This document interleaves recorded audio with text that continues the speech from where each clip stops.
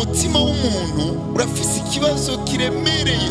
Shaka dusengera imitima yacu, tugwane n'imitima yacu gusumba ibibazo dufise. Hariho ibibazo byinshi biri mu buzima bwacu bitewe n'ukuntu imitima yacu imeze, gushika aho umuntu azoshika mu muriro Imana ikamwereka ko atakintu na kimwe kibi yamukoreye, vyatewe n'ukuntu umutima wawe wari umeze. Sengera umutima wawe gushika uneshe.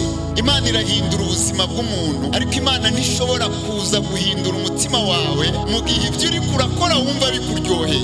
Hariho umuntu avuga ati cyane nikomeze nimundeke. Imana ntishobora kuza kugwana nawe ngo iguhindure kandi ukuntu umeze bikuryoheye. Hariho abandi bantu ukuntu bameze birabababaza, bakabitwara imbere y'Imana kandi Imana ikabahindura. Umutima wawe urashobora kukubuza kubana n'abantu, ukibaza ngo abantu barakwanka, ariko ari ikibazo cy'umutima wawe. Umutima wawe urashobora kugukwegera shetani n'abadayimoni, ukibaza ko ari abarozi, ariko ni ikibazo cy'umutima wawe. Mu ishengero abantu b'Imana batezwa kugwana no kumenya ukuntu tumeze. Wiyumvire bantu b'Imana, urashobora kumara imyaka 30 uri mu ishengero usengerwa, ariko bikaguma bimeze kujya. Imana ntihindurwa n'abantu, Imana ikorana n'ukuntu umutima wawe utanze.